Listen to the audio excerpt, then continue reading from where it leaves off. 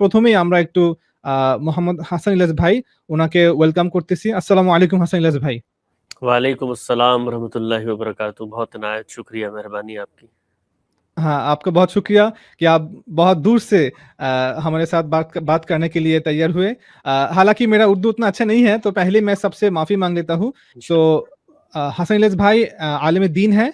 He is a theologian, researcher and উনার ভালো দক্ষতা আছে আরবি ভাষার উপরে, যেটা ক্লাসিক্যাল আরবি বললাম। তো আজকে ভাইকে আমরা দাওয়াত দিয়েছি যে গণতন্ত্র, डेमोक्रेसी এবং सेकुलरिज्म এই দুটা বিষয়ের উপর কথা বলবো। সো প্রথমেই ভাই आपसे मेरा पहला सवाल है कि लोग जो कहते हैं कि डेमोक्रेसी और जो सेकुलरिज्म है, क्या इन दोनों में कोई फ़र्क है? अगर है तो फिर पहले आप बताएँ कि डेमोक्रेसी क्या है? फिर हम आपसे पूछेंगे कि सेकुलरिज्म क्या है? जी, अल्हम्दुलिल्लाह, अल्हम्दुलिल्लाह रब्बिल आलमीन वस्सलातु वस्सलामु अला मुहम्मदिल अमीन। फ़ाऊज़ु बिल्लाहि मिनश शैतानिर रजीम, बिस्मिल्लाहिर रहमानिर रहीम।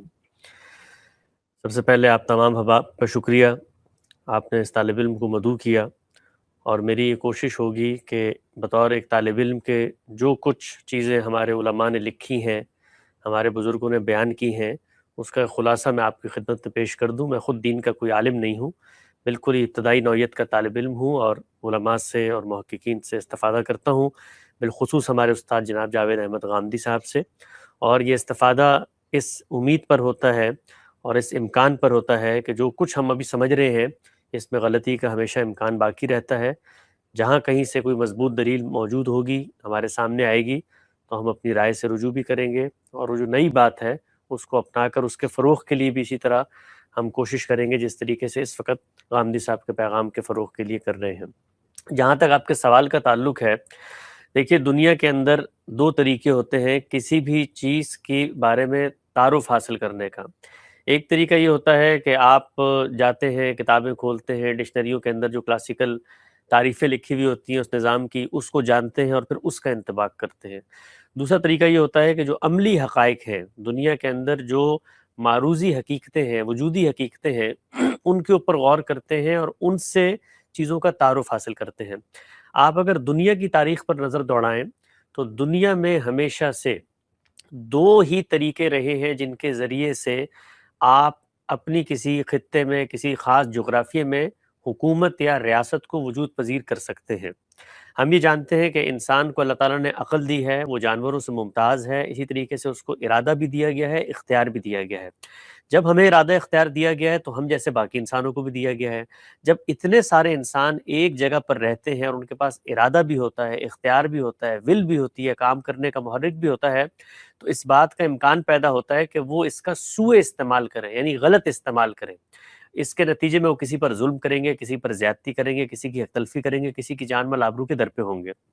जब ये सूरत-ए-हाल पैदा होती है और जैसे ही इंसान ने एक, जिसको आप कहते हैं, शऊर की आँख खोली, तो ये सूरत-ए-हाल पैदा होना शुरू हो गई। खुद इब्तिदा के अंदर सैयदना आदम के 2 बेटों के दरमियान ये सूरत-ए-हाल पैदा हो गई। तो अब सवाल ये पैदा हुआ कि मेरे माल, मेरी आबरू, मेरी जान का तहफ़्फ़ुज़ कैसे होगा और मेरी हक़-तलफ़ी को कैसे रोका जाएगा? तो पूरा का पूरा जो रियासत का तसव्वुर है, वो इससे पैदा होता है। मैं इरादा इख्तियार रखता हूँ, मैं अक़ली वजूद रखता हूँ, मुझे इम्कान है कि कहीं ताअद्दी, कहीं ज़ुल्म, कहीं जबर, कहीं उद्वान हो जाएगा। अब मैंने अपना तहफ़्फ़ुज़ कैसे करना है? किसी दूसरे ने अपना तहफ़्फ़ुज़ मुझसे कैसे करना है?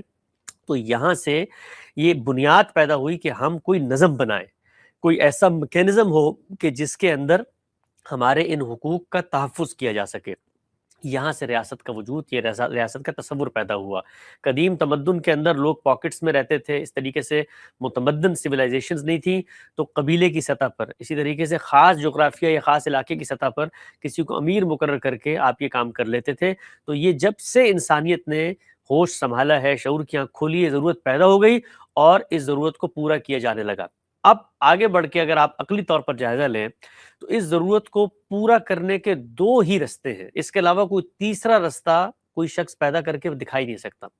पहला रास्ता ये है कि मैं ग़लबे की बुनियाद पर, ताकत की बुनियाद पर, हमले की बुनियाद पर, जंग की बुनियाद पर किसी जगह पर कब्ज़ा कर लूँ और ख़ुद को उस जगह का हुक्मरान डिक्लेयर कर दूँ। एक इम्कान ये है।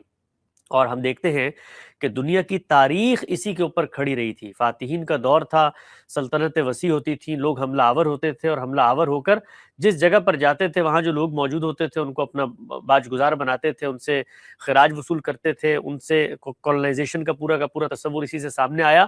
اور وہاں پر وائس رائے، وہاں پر لارڈ، وہاں پر حکمران، وہاں کے وہ خلیفہ اور وہاں کے وہ بادشاہ بن کے بیٹھ جاتے تھے. یہی طریقہ رہا دنیا میں. ایک دوسرا طریقہ کیا ہے؟ دوسرا طریقہ یہ ہے کہ جہاں پر یہ لوگ جمع ہو کر بیٹھے ہیں اور یہ سوچ رہے ہیں کہ ہمارا کوئی نظم اجتماعی، ہمارا کوئی کامن ایسا سسٹم ہونا چاہیے جو ہمارے حقوق کا تحفظ کرے، وہ لوگ مل کر فیصلہ کریں کہ ہم 10 ہیں، ہم 20 ہیں، ہم 2000 ہیں، ہم 10 لاکھ ہیں، ہم یہ فیصلہ کرتے ہیں کہ ہمارا حکمران کون ہوگا. تو خلاصہ کیا ہوا؟ خلاصہ یہ ہوا کہ ریاست بننا انسان کے عقلی وجود اور ارادے اور اختیار کے ظہور کا تقاضا ہے. اور جب ریاست بنے گی تو دو ہی طریقے ہیں عقلی طور پر، اس کے علاوہ کوئی تیسرا طریقہ نہیں ہے. ایک تیسرا طریقہ اور بھی ہو سکتا تھا، وہ یہ کہ اللہ تعالیٰ جو ہے وہ آسمان سے کسی شخص کو نازل کر دے، لیکن چونکہ پیغمبروں کے سلسلے کے خاتمے کے بعد یہ امکان بھی ختم ہو گیا ہے کہ اللہ کسی کو رسول بنا کر بھیجے اور اس کو حکمران بنا دے، تو اب یہ تیسرا امکان بھی باقی نہیں رہا. تو دو ہی امکانات ہیں. ان دو امکانات میں سے، اور یہ خارج میں پڑے ہوئے ہیں، ابھی دین نہیں آیا یہاں پہ زیر بحث، دنیا میں ہمیشہ سے دو امکانات رہے اور آج بھی یہ دو امکانات جاری ہیں. اب ہم نے بطور مسلمان اس چیز کا جائزہ لینا ہے کہ کیا ہمارے دین نے بھی ہمیں کوئی ہدایت کی ہے اس طرح کے معاملے میں کہ بھئی تمہارا سیاسی نظم اگر بنے تو کیسے بننا چاہیے، تم اگر ریاست کو وجود پذیر کر رہے ہو تو کیا چیز پیش نظر رہنی چاہیے، ریاست جب بنے گی تو اس میں کوئی شخص حکمران منتخب ہوگا تو اس کی ذمہ داریاں کیا ہیں، یہ سب کا سب معاملہ جو ہے سیاست سے متعلق ہے. تو اب ہم جاتے ہیں اللہ کی کتاب کی طرف، اللہ کے پیغمبر کی سنت کی طرف. تو وہاں پر جا کر ہم اس چیز کا جائزہ لیتے ہیں کہ ان دو امکانات میں سے وہ کون سا امکان ہے جس کو مذہب سپورٹ کرتا ہے. تو یہ بات ہمیں خود قرآن مجید 2 اور 2 4 کی طرح بتا دیتا ہے کہ جو اللہ پر ایمان رکھنے والے مومنین ہیں ان کے اوصاف میں یہ چیز شامل ہے کہ جب وہ کوئی اس طرح کا اقدام کرتے ہیں تو وہ کیا کرتے ہیں؟ امرہم شورا بینہم، کہ ان کا جو نظم ہے، ان کا جو نظم اجتماعی ہے، ان کا جو سسٹمیٹک آرڈر ہے ریاست کو چلانے کا، وہ کیا ہوگا؟ شورا بینہم. یہ بڑے اہم الفاظ ہیں، یہ بینہم کہا گیا، ان کے مابین مشورے پر مشتمل ہوگا، ان کی رائے پر مشتمل ہوگا. یہ نہیں کہا بین العلماء، یا یہ نہیں کہا کہ ارباب حل و عقد کے مابین، یا یہ نہیں کہا کہ جو زیادہ خوبصورت پڑھے لکھے ہوں گے ان کے مابین، یا یہ نہیں کہا حکماء اور فلاسفہ کے مابین. نہیں، بینہم، جو وہاں پر موجود ہیں ان کے درمیان یہ فیصلہ ہونا ہے مشورے سے، ہر طرح کے معاملے میں. یعنی وہ ریاست وجود پذیر ہونے کے بعد ہوگا، وہاں پر بھی مشورے سے فیصلہ ہوگا، ریاست کو وجود پذیر کرنے سے پہلے ہوگا، وہاں پر بھی مشورے سے فیصلہ ہوگا. تو جو کچھ وہ کرتے ہیں مشورے پر مشتمل ہوتا ہے. گویا دین نے یہ بات نقل کر کے اصولی طور پر جو 2 امکانات موجود تھے، غلبہ، جبر، تسلط اور بادشاہت، اس کا خاتمہ کر کے کہا کہ یہ جو دوسرا طریقہ ہے اس طریقے پر معاملہ آگے بڑھے گا. بس دین نے یہ ہدایت کی، اور اس ہدایت کے بعد دین جو ہے اس معاملے میں کہ ریاست کو وجود پذیر کر کیسے کرنا ہے خاموش ہو گیا. کیوں خاموش ہو گیا؟ اس لیے کہ اب جو کچھ کرنا ہے وہ انسانوں نے کرنا ہے، اور انسان جب کوئی کام کرتے ہیں تو وہ اپنے خارج، اپنے ماحول، اپنے تمدن، اپنے زمانے، اپنی ایجادات، اپنے وسائل کی رعایت سے کرتے ہیں. میں آپ کو ایک چھوٹی سی مثال دیتا ہوں اس کی. آپ ایک ایسی سلطنت میں ہیں، جیسے کہ مسلمانوں کے پاس سلطنت رہی، 3 براعظم پر پھیلی ہوئی تھی، آپ نے وہاں سب کی رائے لینی ہے، لیکن آپ کے پاس رائے لینے کے کوئی ذرائع ہی موجود نہیں ہے. کیسے رائے لیں گے آپ؟ مثلا کوئی نہ ٹیلی فون ہے، نہ انٹرنیٹ ہے، نہ الیکٹرانک پولنگ ووٹنگ سسٹم ہے، نہ بیلٹ باکس کا سسٹم ہے، آپ کے وسائل ہی نہیں ہیں. تو اب آپ کیا کریں گے؟ تو اب آپ اس ہدایت پر جو اصول موجود تھا اپنے عہد، اپنے زمانے، اپنے عرف کے لحاظ سے عمل کرنے کی کوشش کریں گے. تو یہ وجہ تھی کہ دین نے کوئی پورا کا پورا، جس کو آپ کہتے ہیں نا الیکٹرال ریفارمز یا الیکشن کمیشن کا پورا جامع خاکہ آپ کے سامنے پیش نہیں کیا، اس لیے کہ دنیا نے آگے بڑھنا تھا، اور دین کا یہ منشا بھی نہیں ہے. اس لیے کہ دین یہ سمجھتا ہے، یہ چاہتا ہے کہ جب انسان کو عقل دی ہے، شعور دیا ہے، خرد دی ہے، تو وہ آگے بڑھ کے ان چیزوں کو خود ایکسپلور کرے گا. جس طریقے سے اللہ کی ہدایت قرآن مجید ہم تک پہنچی ہے، ایسے ہی اللہ کا الہام ہے یہ عقل جو اس نے ہمیں ودیت کر دی ہے. تو دین نے اصول دے دیا، جب دین نے اصول دے دیا تو اب اس اصول پہ ہم نے عمل کرنا ہے. ہم جب عمل کریں گے تو اس سے نئے نئے سیاسی نظام وجود پذیر ہوں گے. کہیں پر آپ دیکھیں گے کہ پرانا عہد ہے، قبائلی عہد ہے، تو وہاں پہ زعمائے قوم جو ریپرزنٹیٹیوز ہوتے ہیں اپنے اپنے نیٹیوز کے، اپنے اپنے قبیلوں کے، وہ آگے بڑھ کے مشورے کی بنیاد پہ فیصلہ کر لیں گے. معاملہ آگے بڑھے گا تو بڑی متمدن سلطنت بن گئی ہے، تو وہاں کے گورنرز کو اس ریپرزنٹیشن کے مقام پہ آپ شامل کر لیں گے، جیسے ہم دیکھتے ہیں جدید عہد میں سینیٹرز کو شامل کر لیا. اس سے معاملہ آگے بڑھ گیا ہے تو پارلیمانی سسٹم آ جائے گا. پارلیمانی سسٹم کے اندر بھی بہت سارے ماڈل ہیں، پریزیڈنشل ماڈل ہے، اس کے علاوہ آپ پریزیڈنشل اور پرائم منسٹر دونوں کو ملا کر ایک اختلاط کا نظام بناتے ہیں، صرف پرائم منسٹر پہ مبنی ماڈلز ہیں. بادشاہت، آئینی بادشاہت کے ساتھ پارلیمنٹ کے تصورات موجود ہیں. تو 20 تصورات ہیں. اسی طریقے سے اب آپ الیکشن کرتے ہیں، رائے لیتے ہیں، اس میں کیسے فیصلہ ہوگا؟ متناسب نمائندگی کی بنیاد پر ہوگا، اس میں واضح اکثریت کی بنیاد پر ہوگا، اس میں صرف برتری کی بنیاد پر ہوگا. تو اس کے ذریعے سے آپ فیصلہ کرتے ہیں، اس سے نظام وجود پذیر ہوتے ہیں. دین کو اس میں سے کسی نظام سے کوئی غرض نہیں ہے الا یہ کہ جو اصول موجود تھا وہ وہاں پر پریویل ہوتا ہوا نظر آنا چاہیے. یہ ہے پہلی بات. دوسری بات یہ ہے کہ جس وقت وہ نظام بن جائے گا، پاکستان میں بن گیا، بنگلہ دیش میں بن گیا، ہندوستان میں بن گیا، امریکہ میں بن گیا، بننے کے بعد اب ہم نے یہ دیکھنا ہے کہ اس نظام نے جس شخص کا انتخاب کیا ہے، گویا ووٹ کے ذریعے، رائے کے ذریعے، جمہوریت کے ذریعے جس شخص کا انتخاب ہوا ہے وہ کون ہے. اگر وہ شخص مسلمان ہے اور وہ مسلمان حکمران کی حیثیت سے اس ریاست میں آتا ہے، معاف کیجیے گا، تو ظاہری بات ہے کہ اس ریاست میں جو اکثریت ہے وہ مسلمانوں کی ہوگی. اگر مسلمانوں کی اکثریت ہے تو اس مسلمان حکمران سے بھی شریعت کے کچھ تقاضے متعلق ہوتے ہیں. مثلا اگر وہ مسلمان ہے تو اس نے ریاست کے اندر جمعے کا اہتمام کرنا ہے. جمعے کا ممبر اس کے لیے خاص کر دیا گیا ہے کہ وہ ممبر پہ جائے گا، اللہ کی یاد دہانی تذکیر کی بات کرے گا، اس سے خود بھی دین پہ قائم رہنے، عمل کرنے کا جذبہ پیدا ہوگا، اور لوگوں کے ساتھ جو اس کا تعلق ہے وہ بھی صلح، خیرخواہی اور تذکیر اور اللہ سے رجوع کا ہوگا. تو جمعے کا ممبر اس کے لیے خاص کر دیا گیا ہے. اسی طریقے سے مثلا اگر وہ مسلمان حکمران ہے، اس کے پاس وسائل ہیں، اس کو کہیں پہ ظلم عدوان ہوتا ہوا نظر آ رہا ہے تو اس نے اس کے خلاف اقدام کرنا ہے. اگر باقی معاملات سازگار ہیں یہ اس کی ذمہ داری ہے. اسی طریقے سے مسلمانوں کی ریاست ہے، مسلمانوں کے لیے اللہ نے ایک قانون، ایک شریعت بیان کی ہے، تو اس پر اس نے عمل درآمد کرنا ہے. مثلا اللہ نے کہا ہے کہ بھائی حدود نافذ ہوں گی، یعنی اللہ کو جو لوگ مانتے ہیں اور اس کے بعد جانتے بوجھتے جرائم کا اقرار کرتے ہوئے یہ معاملہ کرتے ہیں تو اللہ کی سزاؤں کا نفاذ ہوگا. تو وہ شریعت کے سارے احکامات اس سے متعلق ہو جائیں گے. کن پر کرے گا؟ مسلمانوں پر کرے گا. کون کرے گا؟ مسلمان حکمران کرے گا. اور کیسے کرے گا؟ جب وہ مسلمانوں کے مشورے سے ایک حکومت کی منصب پر آ کر بیٹھ جائے گا. یہ ہے دین کا پورا تصور جو خارج میں موجود تھا. اب آپ اس کو سمجھنے کے بعد آگے بڑھتے ہیں اور یہ کہتے ہیں کہ دنیا میں کچھ اور بھی تصورات موجود ہیں، مثلا سیکولرزم موجود ہے، اور اس کی جو بنیادی سررشتہ ہے یا جہت ہے وہ یہ ہے کہ ریاست کا مذہب سے کوئی تعلق نہیں ہوگا. تو ہمارا دین جس چیز کو فروغ دے رہا ہے وہ تو اس سے بالکل مختلف ہے. وہ تو ہرگز یہ نہیں کہہ رہا، وہ یہ کہہ رہا ہے کہ جو مسلمان حکمران ہوگا اس نے ان چیزوں پر عمل کرنا ہے. تو ریاست تو لوگوں کے مشورے سے وجود پذیر ہو گئی. وہ قومی ریاست بھی ہو سکتی ہے، وہ نسل کی بنیاد پہ بنی ہوئی ریاست بھی ہو سکتی ہے، وہ زبان کی بنی ہوئی ریاست ہو سکتی ہے. لیکن جو حکومت ہے، جو حکمران ہے، وہ کیسے غیر مذہبی ہو سکتا ہے؟ تو اگر دنیا کا کوئی نظم یہ کہتا ہے کہ حکمران کو غیر مذہبی ہونا چاہیے تو بطور مسلمان مجھے وہ قابل قبول نہیں ہوگا.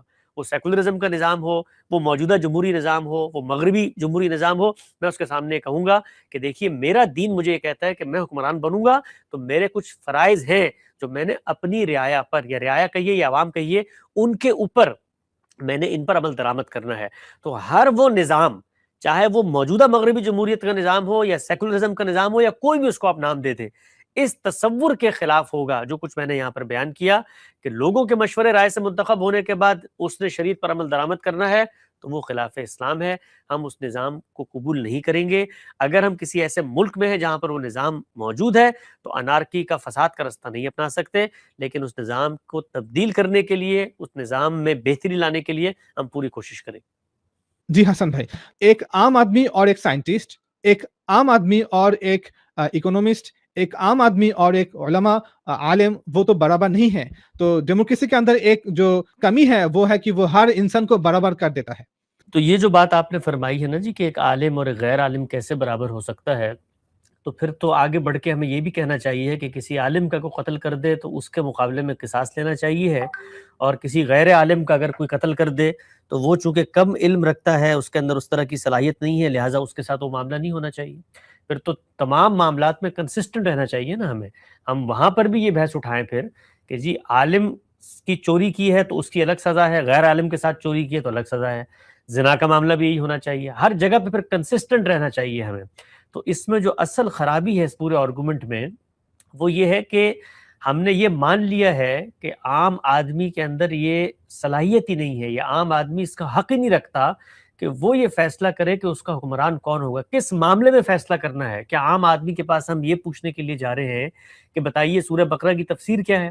تو اس معاملے میں تو آپ کا آرگومنٹ بہت اسٹرانگ ہو سکتا ہے کہ آپ آ کر کہیں کہ نہیں یہ دیکھیے تفسیر کرنے کے لیے ضروری ہے کہ عربی زبان آنی چاہیے، تفسیری ذخیرے پر اور روایت پر نظر ہونی چاہیے، اس نے باقاعدہ درس نظامی کیا ہونا چاہیے، آپ اس بارے میں اس سے رائے لے رہے ہیں۔ یا میں عام آدمی کے پاس اگر اپنے گردے کا آپریشن کرانے کے لیے چلا جاتا ہوں یا اپنی آنکھ نکلوانے کے لیے چلا جاتا ہوں تو یہ آرگومنٹ بڑا مضبوط ہے کہ بھائی اس کی نہ صلاحیت ہے، نہ قدرت ہے، نہ ملکہ ہے، کہ کیا کروانے جا رہے ہیں اس کے پاس۔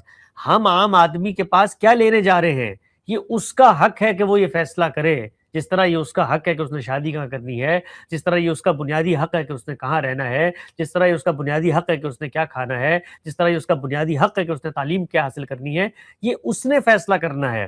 اور آگے بڑھ کے میں یہ کہتا ہوں کہ یہ جو علماء ہیں یا ہماری قوم کے مثال کے طور پر بڑے لیڈرز ہیں، ان کے پاس فیصلہ کرنے کی اس معاملے میں کہ حکمران کون ہونا چاہیے اگر زیادہ نالج ہے تو عام آدمی کو قائل کر لیں، عام آدمی کو بٹھائیں، اس کے سامنے تقریر کریں، اس کو بتائیں کہ دیکھو یہ دو آپشنز ہمارے سامنے موجود ہیں، ان میں یہ زیادہ اچھا آپشن ہے۔ عام آدمی میں صلاحیت نہیں ہے سمجھنے کی تو علماء میں تو صلاحیت ہونی چاہیے سمجھانے کی، وہ اس کو بٹھائیں۔ تو یہ کیا مسئلہ کیا ہے اصل؟ تو اگر آپ اس کا غور کریں، اس کو ڈائسیکٹ کریں تو مسئلہ یہ نہیں ہے، مسئلہ یہ ہے کہ ہمارے علماء سمجھتے ہیں کہ حکومت کرنے کا حق ان کو حاصل ہے، حکومت انہوں نے کرنی ہے۔ کس پر کرنی ہے؟ عام آدمی پر کرنی ہے۔ کیوں کرنی ہے بھائی؟ عام آدمی کے پاس نہ عقل ہے، نہ خرد ہے، نہ بصیرت ہے، اس پہ پھر حدود کیسے نافذ کریں گے؟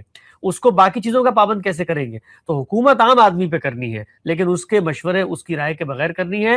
اور اگر آپ آگے بڑھ کے پوچھیں کہ کون فیصلہ کرے گا، کہیں گے علماء۔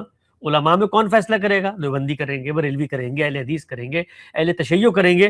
تو ہر عالم کہے گا کہ ہم حق پر ہیں، ہم فیصلہ کریں گے۔ اچھا آپ ان کے اندر چلے جائیں تو ان میں آپ پوچھیں تو کون آپ کا امیر ہوگا، تو وہاں پر اختلاف ہو جائے گا۔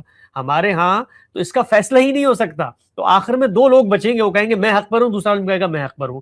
تو فیصلہ ہمیشہ عام آدمی کرتا ہے۔ یہ جو فیصلہ ہوتا ہے یہ حق و باطل کا فیصلہ نہیں ہے، یہ اس چیز کا فیصلہ نہیں ہے کہ یہ صحیح ہے یہ غلط ہے، یہ قرآن کے مطابق ہے قرآن کے مطابق، یہ فصل نزاع ہے۔ فصل نزاع کا مطلب یہ ہوتا ہے کہ ایک پرابلم پیدا ہو گئی ہے، کس نے حکومت کرنی ہے، تو اب پرابلم کا حل نکالنا ہے ہم نے۔ یہ حل غلط بھی ہو سکتا ہے، یہ حل ٹھیک بھی ہو سکتا ہے، سارے لوگ مل کر غلط حل کی طرف پہنچ سکتے ہیں اور چند لوگ صحیح حل تجویز کر سکتے ہیں۔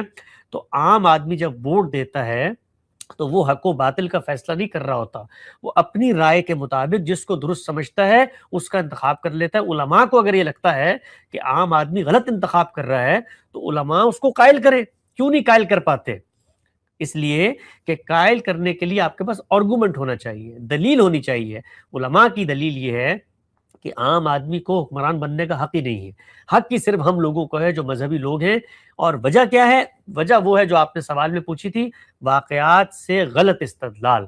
رسول اللہ صلی اللہ علیہ وسلم اللہ کے رسول تھے، اللہ کے پیغمبر تھے، پیغمبروں کے ساتھ اور رسولوں کے ساتھ اللہ کا یہ وعدہ ہے کہ اگر وہ اتمام حجت کے بعد یہ معاملہ کرتے ہیں کہ اللہ ان کو فتح نصیب کرتا ہے تو ان کو غلبہ ملتا ہے، اقتدار ملتا ہے۔ خود قرآن مجید نے بتایا ہے الذی مکناہم فی الارض، کہ جب ہم ان کو زمین میں اقتدار دیتے ہیں تو پھر وہ آگے کیا کام کرتے ہیں۔ اور یہ بشارت ہے اتمام حجت کے نتیجے میں۔ جب رسول اللہ صلی اللہ علیہ وسلم کو غلبہ مل گیا تو آپ وہاں کے رہنما تھے، اب آپ دنیا سے رخصت ہو رہے ہیں تو آپ نے فیصلہ کرنا ہے کہ بھائی میرے بعد کون حکمران ہوگا۔ تو آپ نے وہی اصول ہے جس کو سامنے رکھا، الائمۃ من القریش کے الفاظ کہے۔ مطلب کیا تھا کہ اکثریت میں اقتدار، ایک قبائلی معاشرے میں جس طریقے سے اقتدار کسی کو حاصل ہوتا ہے، قریش کو تمام تعریفوں کے مطابق اقتدار حاصل ہو چکا ہے۔ اور قریش کے لیڈر کون ہیں؟ سیدنا ابوبکر، کوئی دو رائے نہیں ہے اس کے اندر۔ تو جو کچھ وہاں پر پہلے سے قبائلی معاشرے کے اندر کسی کو قوت اور عصبیت حاصل تھی وہ قریش تھے۔ اس کو ایک سادہ مثال سے سمجھے، آج پاکستان کے اندر مثال کے طور پہ ایک پارٹی کی حکومت ہے، اس کا وزیر اعظم کا کل انتقال ہو جاتا ہے، تو کل سب کو یہ معلوم ہے کہ پارلیمنٹ بن چکی ہے، ایک پارلیمانی پارٹی موجود ہے، تو ان ہاؤس تبدیلی آتی ہے، اس کے لیے آپ باہر جا کے دوبارہ الیکشن نہیں کرواتے، پارلیمانی پارٹی بیٹھتی ہے اور وہ یہ فیصلہ کرتی ہے کہ ہمارا اگلا لیڈر یہ ہوگا، اور اگلے دن اس کا انتخاب ہو جاتا ہے۔ تو سیدنا ابوبکر کا معاملہ بھی یہی ہوا، سیدنا عمر کا جو انتخاب ہے وہ بھی اسی طریقے سے ہوا، یعنی ایسا نہیں تھا کہ کسی کو ولی عہد اور جانشین مقرر کر دیا، بلکہ ہم سب جانتے ہیں کا پورا واقعہ ہے، اس میں کون لوگ آئے، وہ جو لوگ آئے وہ اس زمانے کے ریپرزنٹیٹیوز ہیں۔ جس طرح میں نے شروع میں کہا تھا کہ ریپرزنٹیٹیوز بنانے کا جو آج کا طریقہ ہے اس کو لے کر ہم پیچھے اپلائی کریں گے تو یہ ممکن ہی نہیں ہے، اس زمانے میں تو یہ ہو ہی نہیں سکتا تھا، اس زمانے میں تو اس زمانے کے حالات کے لحاظ سے ریپرزنٹیٹیو سامنے آئیں گے۔ تو سیدنا عمر نے خود یہ بات بیان کی ہے، یہ بات یاد رکھو، لا خلافت الا من مشورۃ من المسلمین، کہ خلافت جو ہے وہ مسلمانوں کے مشورے کے بغیر منعقد نہیں ہو سکتی۔ اس کے بعد کیا ہوا، خود سیدنا عمر کو یہ معلوم ہو گیا کہ کسی ایک شخص پہ اتفاق نہیں ہو سکتا، 6 لوگ ہیں، ان 6 لوگوں کو بٹھایا اور ان کو کہا کہ آپس میں ایک دوسرے کے حق میں دستبردار ہو جاؤ، وہ 3 رہ گئے اور اس کے بعد پھر فیصلہ ہو گیا۔ تو یہ سارا معاملہ اسی طریقے سے ہوا۔ ہمارے استاد جناب جاوید احمد غامدی صاحب نے اپنی کتاب برہان میں پورے کے پورے اس چاروں ائمہ کا جو نقل اقتدار کی تاریخ ہے اس کو نقل کر دیا ہے، اس کو آپ پڑھیں گے تو یہ تو ٹھیک ہے کہ آج کی جو جمہوری روایات ہیں، یہ جمہوریت کا طریقہ ہے، اس کے اوپر تو وہ پوری ہوتی ہوئی نظر نہیں آئیں گی، اس لیے کہ ہم لوگ تو واقف ہی اس سے ہیں، الیکشنز ہوں گے، M N As, M P As, legislative assembly کے منتخب ہوں گے، وہ جس کو آپ کہتے ہیں ووٹ آف کانفیڈنس دیں گے اور پرائم منسٹر بن جائے گا۔ قبائلی معاشرے کے اندر کیا ہوتا تھا، خود قوم کے اندر کچھ ریپرزنٹیٹیوز پیدا ہو جاتے تھے۔ آپ ذرا تصور کریں کہ سیدنا عمر نے جو 6 لوگوں کو بٹھایا ہے، یہ 6 ہی کیوں بٹھایا، کہ صحابہ اور نہیں تھے؟ علماء صحابہ میں موجود نہیں تھے، ان کو کیوں نہیں بٹھایا اگر علماء کا حق ہے؟ اس لیے کہ وہ لوگ اپنی اپنی قوم کو ریپرزینٹ کر رہے تھے۔ خود ہم جانتے ہیں مدینے کے اندر قبائل تھے، ان کے اپنے ریپرزنٹیٹیوز تھے، مکے کے اندر قبائل تھے، ان کے اپنے ریپرزنٹیٹیوز تھے، شام کے اندر حکومت پھیلی، ان کے اپنے ریپرزنٹیٹیوز تھے، تو ان لوگوں نے آ کر یہ فیصلہ کرنا ہے۔ تو وہاں پر یہ ہرگز نہیں ہوا کہ علماء کے مابین بیٹھ کے فیصلہ کر دیا گیا ہو۔ وہاں تو آپ دیکھیے وہ 6 لوگ ہیں، اگر صرف صحابہ کو یہ حق ہوتا فیصلے کا تو کم سے کم تمام صحابہ میں مشورہ کر لیا جاتا، ایسا نہیں ہے، بلکہ وہ ریپرزنٹیٹیوز ہیں اپنی نیشن کے، ان کے مابین فیصلہ ہوا ہے۔ تو یہ چاروں کے چاروں خلفاء کا جو اقتدار کے نقل ہونے کا طریقہ ہے، یہ امرہم شورا بینہم کے وہ تقاضے جو ایک قبائلی عہد، قبائلی تمدن میں ہوتے ہیں ان کے مطابق ہے۔ لیکن اگر ہم جو کارنٹ ڈیموکریسی ہے اس کا جو ڈیفینیشن ہے وہاں سے لوگ کوٹ کرتے ہیں یا پھر اس لائن کو پڑھ کے جو سمجھتے ہیں وہ کہتے ہیں کہ اس کا مطلب یہ ہے کہ لوگوں کا قانون اور لوگوں کا حق ہے اور ان کے ہاتھ میں قانون دے دینا، خدا کے ہاتھ سے قانون کو لے کے لوگوں کے ہاتھ پہ قانون کا جو اختیار ہے، اتھارٹی ہے، سوورنٹی ہے، اس کو لوگوں کو پاس دے دینا، اور یہ کفر ہے۔ آپ اس کے اوپر کیا کہیں گے؟ دیکھیے، اس میں جب ہم مسلمان کی حیثیت سے کسی جگہ پر مشورے پر مشتمل نظام بنائیں گے تو ہم اگر مسلمان ہیں تو ہم ان تمام چیزوں کا خیال رکھیں گے جو کچھ اللہ کی طرف سے ہم تک ان کے پیغمبروں کی وساطت سے پہنچی ہے۔ ہم کبھی یہ گمان نہیں کر سکتے کہ ہم اگر کسی ملک کے اندر اس جگہ پر بیٹھے ہوئے ہیں کہ ہم فیصلہ کریں گے تو گویا اب فیصلہ کرنے کا اختیار ہم نے اللہ سے لے کر اپنے ہاتھوں میں لے لیا ہے۔ نہیں، ہم اپنی زندگی میں روز فیصلے کر رہے ہوتے ہیں۔ کیا اپنی معاش کا فیصلہ میں نہیں کرتا؟ اپنے کیریئر کا فیصلہ میں نہیں کرتا؟ اپنی شادی کا فیصلہ میں نہیں کرتا؟ زندگی میں اولاد پیدا کرنی ہے، اس کا فیصلہ میں نہیں کرتا؟ یہ سارے فیصلے میں کر رہا ہوتا ہوں، بطور مسلمان انڈیویجول زندگی میں بھی کر رہا ہوتا ہوں، لیکن کیا وہاں پر میرے ذہن میں یہ بات پیدا ہوتی ہے کہ چونکہ فیصلے کا اختیار اس معاملے میں مجھے مل گیا ہے، لہٰذا اب میں نے خدا کو جا کر کہیں پہ دفنا دیا ہے، یا میں تو خدا کے اس فیصلے کے اختیار کو مانتا ہی نہیں ہوں؟ ہم مسلمان ہیں، باشعور مسلمان ہیں۔ اگر ہمارے اندر یہ شعور ہے کہ ہمارا ایک خالق ہے اور ہم اس کے پیغمبروں پر، اس کی کتابوں پر ایمان لاتے ہیں، اور ایک دن ہم نے اس کے سامنے پیش ہونا ہے، تو ہمارا ہر اقدام اسی تصور کے تحت ہوگا کہ اللہ تعالیٰ نے جو کچھ ہمیں اختیار دیا ہے یہ اس کا دیا ہوا اختیار ہے، جو اس کے بتائے ہوئے طریقے پر اس دنیا میں ہم نے حاصل کیا ہے، اور اس کو آگے ہم لوگوں کے اوپر روبہ عمل کریں گے۔ اگر ہمارے ذہن میں یہ تصور موجود ہی نہیں ہے، اور ہم مثال کے طور پر ڈیموکریسی کو ایک طرف رکھ دیں، کوئی بادشاہ ایسا آ جاتا ہے کہ وہ پہلے مسلمان تھا اور آنے کے بعد وہ اپنے آپ کو خدا بنانا شروع کر دیتا ہے، تو ہم تو اس نظام کے خلاف بھی کھڑے ہوں گے۔ کوئی جمہوری لیڈر ایسا آ جاتا ہے جو یہ کہتا ہے کہ اب چونکہ میں حکمران ہوں لہذا فیصلہ میں کروں گا، ایسا نہیں ہو سکتا۔ ہم اگر مسلمان ہیں تو ہمیں یہ بتانا ہے اس حکمران کو بھی کہ اللہ نے یہ کہا ہے کہ وَمَن لَمْ يَحْكَمْ بِمَا أَنزَلَ اللَّهُ فَأُولَٰئِكَ هُمُ الْكَافِرُونَ فَأُولَٰئِكَ هُمُ الْفَاسِقُونَ۔ اگر اللہ کو ماننے والا شخص حکمران بنتا ہے تو اس کے اوپر یہ لازم ہے کہ وہ اللہ کی جو ہدایات ہیں دین کے معاملے میں، شریعت کے معاملے میں جو حکمران سے متعلق ہوتی ہے اس پر عمل درآمد کرے۔ لیکن میں آگے بڑھ کے یہ کہتا ہوں کہ کسی نے تعریف پڑھی ڈکشنری میں جمہوریت کی، اور جس میں یہ لکھا ہوا ہے کہ لوگ اکثریت سے یہ فیصلہ کر لیں تو وہ نافذ العمل ہوگا، اور وہ آگے بڑھ کے کہتا ہے کہ کل اگر مسلمانوں نے یہ فیصلہ کر لیا جمہوری انداز میں کہ ہم جنس پرستی تو جائز ہے، یا شراب تو جائز ہے، یا سور تو جائز ہے، تو بھائی میں ڈیموکریسی کو تو بعد میں روؤں گا، پہلے تو ان لوگوں کے ایمان کے اوپر ماتم کروں گا۔ میں تو پہلے یہ کہوں گا کہ ذرا تصور کرو کہ جس ریاست میں اس درجے کے مسلمان رہتے ہوں، جنہوں نے ایسے لوگوں کا انتخاب کر لیا ہو جو دین کی بنیادی عمارت کو ڈھانے پر لگے ہوئے ہیں، تو جمہوریت کو بعد میں رونا، ان کی جہنم اور ان کی آخرت کی فکر کرو۔ تو اگر مسلمانوں میں شعور ختم ہو جاتا ہے کہ اپنے دین کا شعور کیا ہے، تو پھر ہم ان سے کیا مطالبہ کریں گے کہ ریاست میں جا کے کیا کریں؟ وہ تو گھر پہ بھی یہ کچھ کر رہے ہوں گے۔ تو جس طریقے کا یہ گناہ ہے کہ آپ اللہ کے حکم کی خلاف ورزی کر دیں ایوان اقتدار میں آ کے، اسی نوعیت کا گناہ ہے اگر آپ گھر میں نماز نہیں پڑھتے یا مثال کے طور پہ لوگوں کے حق ادا نہیں کرتے۔ تو ہمیں کرنا کیا چاہیے؟ یہ جو خدشہ ہے نا علماء کا کہ اگر ہم نے مثال کے طور پہ مسلمانوں کو یہ حق دے دیا، وہ پارلیمنٹ میں اکثریت میں آ گئے تو کل دین میں انحراف پیدا کر دیں گے۔ تو بھائی آپ ان کی اچھی تعلیم کیجئے، ان کی اچھی تربیت کیجئے، ان کے اندر خدا کا خوف پیدا کیجئے، دعوت کا موضوع بنائیں، حکمرانوں کے پاس بیٹھیں تو اپنی کوئی سیاسی پارٹی بنا کر لوگوں کو اس کی طرف راغب کرنے کے بجائے ہر جماعت کے پاس جائیں۔ وہ اگر مسلمان ہیں تو ان کو بتائیں تم نے کل مرنا ہے، خدا کی ارادت میں پیش ہونا ہے، تو تم اس سوال کا کیا جواب دو گے اگر تمہیں حکمرانی ملی تھی اور تم نے دین و شریعت پہ عمل درآمد نہیں کیا؟ تو پارلیمنٹ اگر مسلمانوں پر مشتمل ہے اور مسلمان اپنا دین بیچ آئے ہیں سارے کے سارے، تو پھر تو کوئی کچھ نہیں کر سکتا۔ اور اگر وہ پارلیمنٹ میں نہیں ہے، بادشاہت میں، تو وہاں بھی یہ امکان موجود ہے، امکان گھر میں بھی موجود ہے، امکان بازار میں بھی موجود ہے۔ اگر ایک مسلمان بیٹھ کے یہ فیصلہ کر لے کہ اس نے خیرات کرنی ہے، تو اصل میں کیا بازار میں جانا ممنوع تھا؟ ایسا نہیں ہے۔ تو ایک ہی طریقہ تھا، لوگ مشورے پر مشتمل نظام بنائیں گے، اس کے بعد ان لوگوں میں جتنا دین ہوگا وہ ریاست کی سطح پر سامنے آ جائے گا۔ اگر وہ دینداری سے خالی ہیں تو پہلے ان میں دین کی دعوت کا کام کیجیے، لیکن اس سے یہ سوال کبھی بھی حل نہیں ہو سکتا کہ حق جو ہے وہ آپ کو اٹھا کے دے دیا جائے۔ تو میں تو اگلا سوال یہ پوچھوں گا کہ اگر آپ کو حق دے دیں تو کل علماء آپس میں لڑنا شروع کر دیں تو کیا ہوگا؟ ہم تو دیکھتے ہیں عام لوگوں کے سے زیادہ اس وقت کفر کے فتوے، ایک دوسرے سے لڑائی جھگڑے، ایک دوسرے سے بد اخلاقی، بد زبانی، یہ سب کچھ تو ہمیں مذہبی طبقے میں نظر آتا ہے۔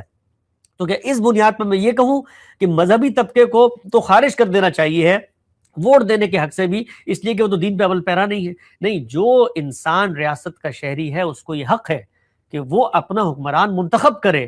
وہ جتنا دین اس کے اندر ہے اتنا ہی دین اس کے ریپرزنٹیٹیوز کے اندر آئے گا، اتنا ہی دین ریاست میں موجود پذیر ہو جائے گا۔ ایک اور بات آپ سے پوچھوں، وہ کہتے ہیں کہ the source of authority, the source of power, the people are the source of power۔ یہ جو بات ہے، جو کہا جاتا ہے ڈیموکریسی کے اندر، اس کا اصل میننگ کیا ہے؟ کیا اس کا مطلب یہ ہے کہ the absolute source of power, the people have the absolute power، اور اس کا مطلب یہ ہے کہ جیسے ہم کہتے ہیں کہ یہ اس گھر کا مالک ہے، وہ اس طرح کا کچھ بالکل مطلب ایسی ہے۔ اس میں؟ دیکھیے آپ اصل چیز یہ دیکھیے کہ جب بھی کوئی بات کہی جاتی ہے تو ذرا اس پہ غور کرنا چاہیے کہ کس پس منظر میں وہ بات کی جا رہی ہے۔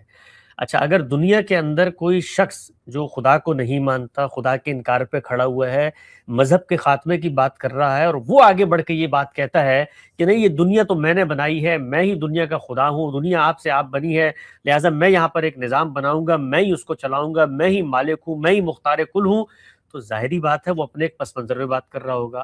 لیکن ہم لوگ جو مسلمان ہیں وہ اگر یہ بات کریں گے تو ہم یہ مان کر کریں گے کہ بھائی کائنات کا نظام اللہ تعالیٰ چلا رہا ہے، موت و حیات اس کے ہاتھ میں ہے، اسی نے ہماری جزا و سزا کرنی ہے، تقدیر کے فیصلے وہ کرتا ہے، مجھے کہاں پیدا ہونا ہے، کہاں مرنا ہے، یہ سب اس کے ہاتھ میں ہے، مجھے رزق کتنا ملے گا اس کا فیصلہ اس نے کیا ہوا ہے، اس نے دین دیا ہے، اس نے شریعت دی ہے، اس نے پیغمبر بھیجے ہیں، انہوں نے سنتیں جاری کی ہیں، اس پر ہمیں عمل درآمد کرنا ہے۔ ہم تو اس کی کتاب پڑھ کر یہ فیصلہ کر رہے ہیں کہ امرہم شورا بینہم، لہٰذا آؤ بیٹھو، اور بیٹھنے کے بعد یہ بات یاد رکھو، کوئی شخص غلبہ، جبر، تسلط اور لوگوں پر طاقت کر کر حکمران نہیں بن سکتا، بلکہ لوگ فیصلہ کریں گے۔ اور اب وہ جملہ کہیے جو آپ نے آگے کہا، صرف لوگوں کی طاقت ہے جو فیصلہ کن ہوگی، کوئی شخص اس کو ریورس نہیں کر سکتا۔ تو ہم مسلمان اس پس منظر میں بات کر رہے ہوتے ہیں۔